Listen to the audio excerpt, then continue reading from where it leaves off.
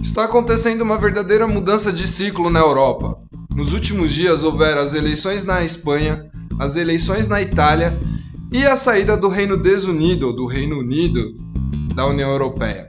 Assista o 4V de hoje, onde vamos fazer uma análise das eleições espanholas desde a perspectiva da esquerda, onde o Podemos, junto com a Esquerda Unida, conseguiram chegar e ser a terceira força política do país, as eleições italianas, onde foi eleita a primeira mulher prefeita de Roma, e por fim analisar a saída do Reino Unido da União Europeia. Fica com a gente e entenda como isso influenciará a sua vida.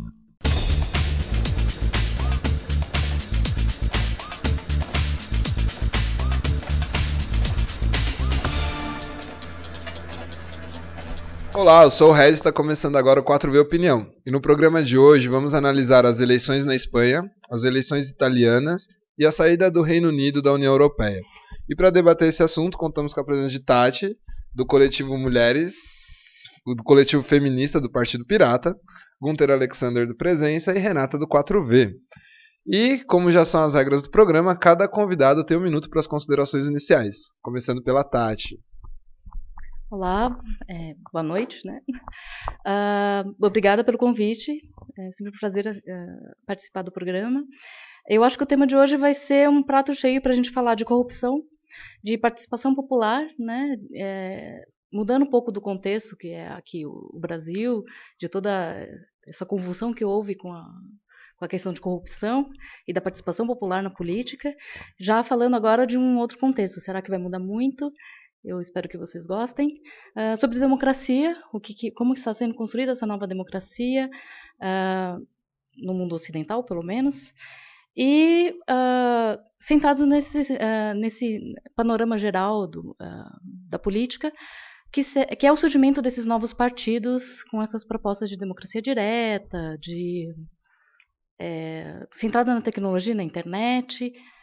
Enfim, espero que sejam um bom programa para todos.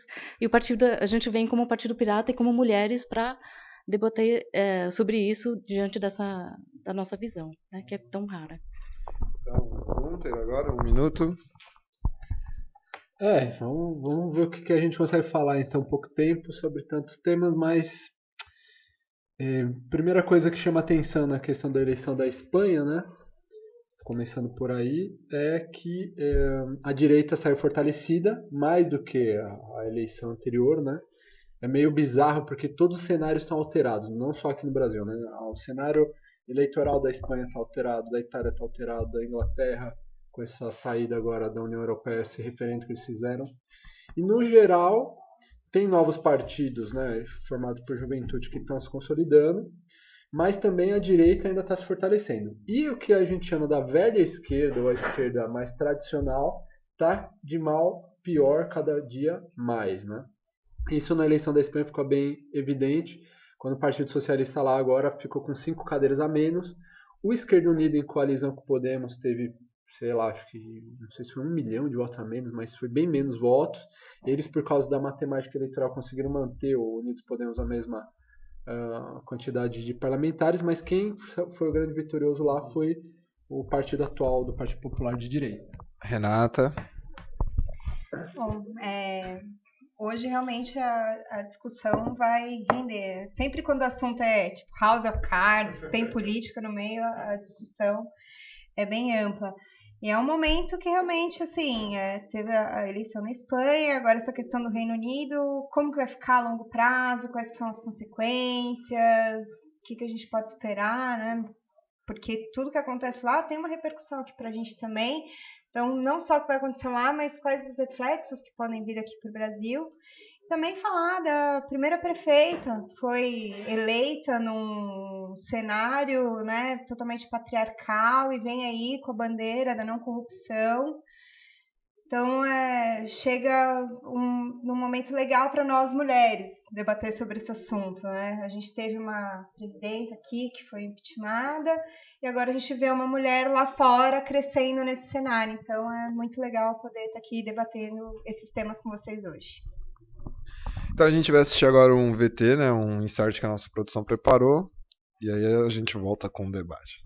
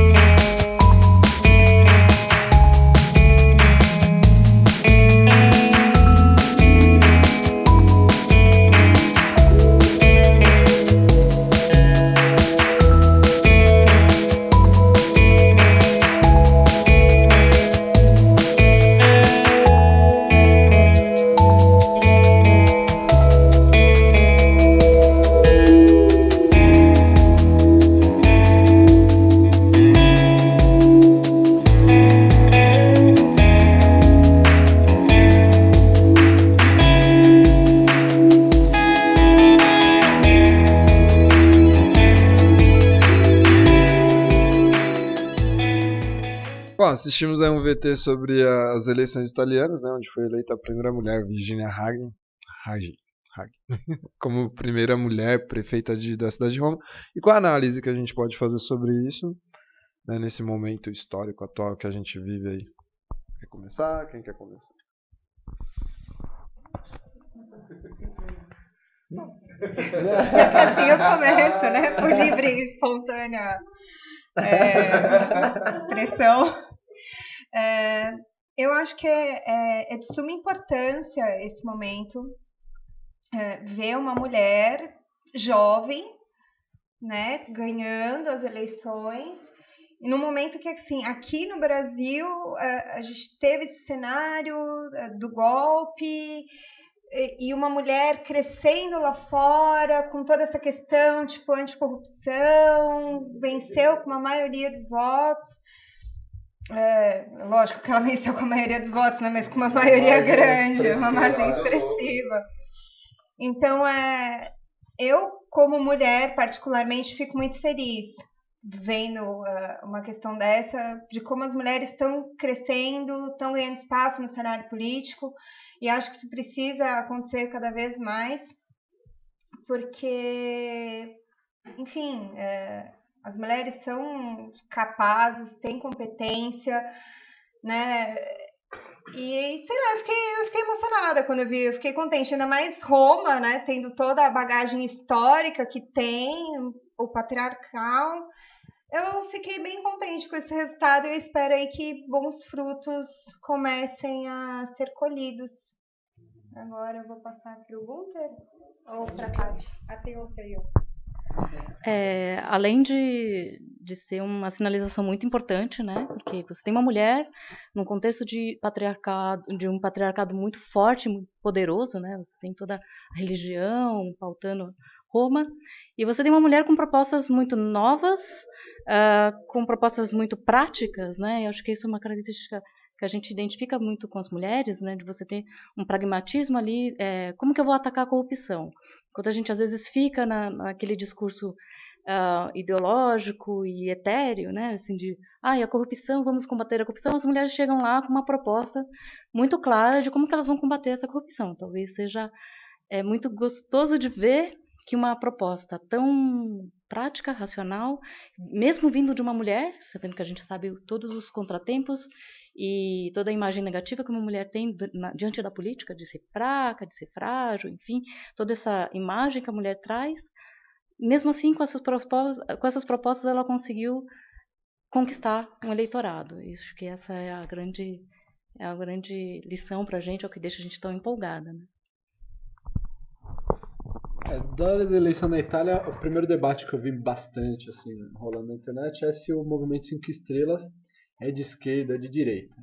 Eles mesmos falam que não são nenhuma coisa nem outra, e por esse mesmo fato é que eles são comparados com o Podemos, que também afirmava a mesma coisa. Mas não sei, também muita gente acusa eles um pouco de serem meio nacionalistas, por conta principalmente desse humorista que foi fundador do movimento 5 estrelas, que era um cara mais velhão e tinha uma pegada mais nacionalista. Mas parece que ele faz pouco tempo saiu do partido e parece que foi um conselho de 5 pessoas, começou a ficar um pouco mais na diretiva principal do partido lá. E agora teve essa última votação expressiva, também ganhou outra mulher, né, bem jovem também, Turim, e teve, eu acho que em Milão, eles ficaram como a segunda força também, e com uma votação bem expressiva também. Então eu acho que é interessante, eu acho que contribui, né? Se eu for falar a via de regra, eu ainda tenho um pouco de desconfiança, porque, sei lá, na época que ganhou o Obama, por exemplo, fiquei super feliz, né? Pô, um afrodescendente, um afro-americano no poder e tal, mas depois fez tanta merda que eu fiquei até com medo. Então, num primeiro momento, a análise que eu faço que é muito positivo e é muito interessante, é um novo partido, tem tudo para, vamos dizer assim, dar certo, mas esperamos que tenha coerência no processo e que não se desviem, né? Isso que é a minha preocupação. Bom, acho que fazendo uma análise também, eu fiz uma análise mais do discurso, que é o discurso contra a corrupção, contra os paraísos fiscais, ganhar dinheiro, não sei o que, não sei o que. Eu falei, pô, não tá tão diferente do Brasil, porque como monta põe aqui pra gente, parece só o Brasil ter corrupção, mas a corrupção é um fenômeno que tá no mundo. Tanto quando a gente for acabar falando da Espanha, a gente vai ver que também o grande discurso lá era o fim da corrupção. Que tem, em outros países também tem corrupção. E nesse cenário político, ser eleita mulher, lógico, é algo positivo, mas eu concordo contigo, tipo, de esperar e ver, pra gente poder fazer uma análise mais aprofundada, né? Mas no primeiro momento é interessante, né? Uma mulher chegar e... Pode. Eu acho que aí torna mais interessante, porque o que a gente imaginaria, que a experiência que a gente tem no Brasil, é que a imagem da mulher fica como uma figura fraca para combater a corrupção. Ela não teria força para combater essa corrupção. E lá foi ao contrário, né? Então isso já é um pouco diferente. Já torna um pouquinho diferente esse... Eu até queria fazer um comentário sobre isso, que não tem como não lembrar do episódio da capa da Veja, da Bela, Recatada e do Lar, que parece que aqui a mulher ideal é aquela que está à sombra, né? Que ela é dona de casa, que ela não tem essa força para ir, para lutar. Então, eu acho que nesse sentido realmente é muito positivo e tomara que o partido consiga desempenhar isso. E ver que, de certa forma, a gente não fica tão desiludido, achando que o problema da corrupção está tão sério só no Brasil, né? Que é um buraco em tudo quanto é lugar e que ela realmente tem a força para conseguir aí mostrar que as mulheres elas estão sim na política e são capazes. Vamos lá, e agora saindo um pouco da Itália, indo para a Espanha, né? Também nesse último domingo, dia 26 de junho, foi as eleições parlamentares lá. E o grande vencedor foi o PP, que é um partido de direita. O Podemos, na Aliança Unidos Podemos, ficou em terceiro. E o segundo ficou o PSOE. Então, qual análise a gente pode fazer dessa eleição na Espanha? E aí, quem começou no outro foi o Gunter, né? Então agora começa a Tati. Pode ser? Bom, parece que assim havia uma esperança de que houvesse uma grande mudança, uma grande guinada depois de 6 meses de um impasse político, né?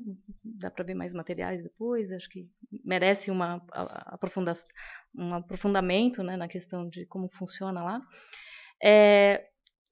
Para mim foi a minha leitura é que foi um sutil aumento de forças do partido de direita. O que a gente estava esperando como renovação do Podemos ficou meio que estagnado, e o enfraquecimento bem sutil dos partidos menores. Posso né? só aumentar a questão aqui e provocar um pouquinho? Será que a população espanhola, no meio dessa crise, eles ficaram com medo de renovar e quiseram manter a mesma coisa? A gente já sabe como é, já sabe como tá. Então, em vez de renovar, vamos manter como tá. Qual que você pensa? Eu acho que, na verdade, não há um uníssono nisso. Eu acho que existe uma divisão mesmo da população. A população está bem dividida e fragmentada nas esperanças e nos apontamentos futuros. Né? A questão toda foi a mudança de um bipartidarismo para uma diversidade maior de partidos, para um sistema que não comporta essa diversidade. Eu acho que esse é o sinal que está aparecendo nessas 2 eleições, talvez 3, né, dos parlamentares. Como você não alcança a maioria, esse bipartidarismo está mostrando o limite dele. Eu acho que é muito isso.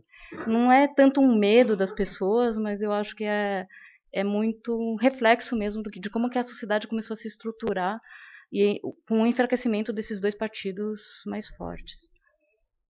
E aí eles vão ter que lidar com isso. Como eles vão fazer isso? Se repetir de novo, numa próxima tentativa, essa fragmentação, essa descentralização, essa divisão de poderes. Né? Acho que teve um impacto direto, né? Vários analistas comentaram isso daí da votação que teve na Inglaterra, teve um impacto direto na votação da Espanha, porque foi praticamente poucos dias antes, né? 3, 4 dias antes, não sei, uma coisa assim, foi na votação na Inglaterra, foi quarta-feira, e o da Espanha foi no domingo, né? Um negócio assim, não sei se eu estou enganado. E, apesar de serem poucos dias, o governo atual se aproveitou muito disso e alimentou um discurso de medo muito grande contra as outras formações, principalmente contra o Podemos, por conta do Podemos em algum momento ter sido comparado com o Syriza da Grécia, e lá na Grécia eles terem feito referendo. Em algum momento também o líder do Podemos tinha falado alguma coisa de fazer um referendo para ver se a Espanha queria continuar ou não na União Europeia, coisa que eles voltaram atrás. Então, por um lado, teve esse discurso de medo que meio que colou, porque eles viram o que aconteceu na Inglaterra e já está uma crise brava na Espanha já faz muitos anos. Então, acho que todo mundo ficou meio com medo, por isso também explica um pouco o resultado. E, por outro lado, essa aliança nova do Podemos, que também é uma espécie de velha esquerda lá, que é a Esquerda Unida, por mais que agora na Esquerda Unida eles tenham um representante jovem, é um partido mais antigo e tal. Também eles tiveram uma atuação muito tímida. Então, eles que estavam com uma agenda muito proativa, marcando, né, a pauta da notícia do país, um monte de coisa, eles ficaram numa agenda muito tímida, muito reativa, parecendo com o PT agora reagindo aos ataques da direita. Então, eles que estavam numa ofensiva, agora eles ficaram na defensiva. Então, isso também chama atenção, né? Esses dois fatores na eleição da Espanha. Não, só acho que realmente agora tudo está muito interligado, né? As coisas aconteceram muito simultaneamente, então não dá para realmente saber o que foi que levou, mas realmente a esquerda está retrocedendo e quais que vão ser os impactos a longo prazo agora para a sociedade, né? Eu sempre me preocupo muito com isso, com os impactos que vão começar a acontecer agora, daqui para frente. Não sei. Eu acho que, assim, mesmo com o tema da corrupção e de algumas estruturas partidárias se repetindo aqui no Brasil, eu acho que a Europa ela tem um cenário especial que é a União Europeia. E a questão da crise da União Europeia, que eu acho que tudo isso sinaliza essa crise dessa tentativa de reunir todos numa grande bandeira. E aí o nacionalismo aparece. Eu acho que aí é nesse cenário que esse nacionalismo está pegando mais força e diante de uma crise, eles estão se aproveitando desse medo da população perante a crise para fortalecer essa separação novamente, essa fragmentação europeia. Acho que é meio isso que está aparecendo. Não, e é muito louco essa onda separatista que foi levantada agora Foi, na verdade, ressurgida, porque sempre teve, né? Sempre teve vários discursos, vários partidos que, inclusive, deu muito voto com esse discurso, mas agora reacende com muita força depois dessa coisa da saída da União Europeia, da Inglaterra, do Reino Desunido, né, da União Europeia. Inclusive até aqui em São Paulo, por exemplo, eu vi uns grupos nacionalistas, São Paulo tem que sair também. E isso ressurgiu, você imagina, se até aqui em São Paulo pegou um reflexo disso, porque são países que apesar de serem pequenininhos e estarem lá na Europa, a gente ainda vive no ocidente eurocêntrico, então são muito vitrine. O que acontece aí repercute muito, né? Então, imagina na Espanha, imagina na Itália, imagina os nacionalistas em todas as partes estão agora em êxtase, né? Que é um perigo. Falar sobre a saída do Reino Unido? Esse comentário que o Gunther fez, assim, aqui no Brasil a gente já tinha tido um episódio que o pessoal queria separar do Nordeste aí, por causa das eleições. Logo depois da eleição, né? E aí parou, e aí agora fizeram de novo, parece que tem até um grupo no Facebook, enfim, eu não entrei, mas a galera tá lá, tipo, enlouquecida, vamos separar São Paulo. E realmente são os atos reflexos. O que isso vai acontecer aqui com a gente? O povo aqui no Brasil tá todo mundo muito louco. A gente entra nos comentários de discussão política, as pessoas não têm mais respeito uma para com a opinião da outra. Aí acontece lá fora. E agora? Qual vai ser o próximo passo, né? Tipo, não sei, eles vão querer fazer uma muralha de São Paulo? Não sei. Muralha da China. Eu sinto, por ter passado por uma viagem agora rapidinha para Campinas, para encontrar um coletivo lá, que essa muralha já está sendo construída em São Paulo, assim, com um pedágio. Pedágio está muito, muito caro transitar para fora e para dentro de São Paulo, assim, né? Fazer esse trânsito. Comecem a reparar nos pedágios. Eu acho que essa muralha meio que já está rolando.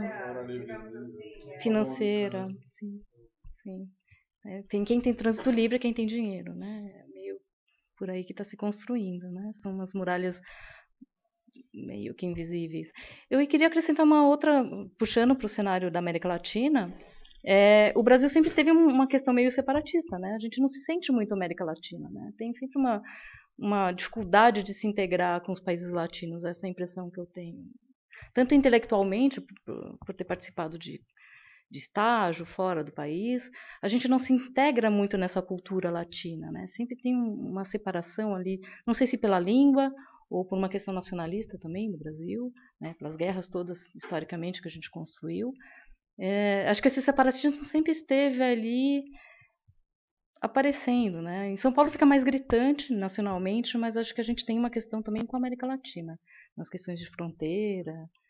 Só que acho que a gente não conseguiu chegar no que a União Europeia chegou, que foi essa união mais profunda. A gente parou no meio do caminho, né? Acho que a gente parou antes. Não, só aproveitando o gancho, assim, acho que dessa muralha invisível, os ingleses sair da União Europeia também teve um pouco essa questão da crise que viu os refugiados aí. Eu sinto, assim, historicamente, quando a gente vai estudar a história da Inglaterra, os ingleses sempre se acham os melhores, sempre se acharam os melhores do mundo, acho que pode fazer o que quiser. E aí, quando eles começam, em vez de ajudar, é mais só sair. Então vamos sair, em vez de ajudar os refugiados, ajudar as pessoas que estão precisando, vamos sair da União Europeia, que é melhor pra gente. Só que a gente também tem que analisar quais consequências vai ser pra Inglaterra também no futuro.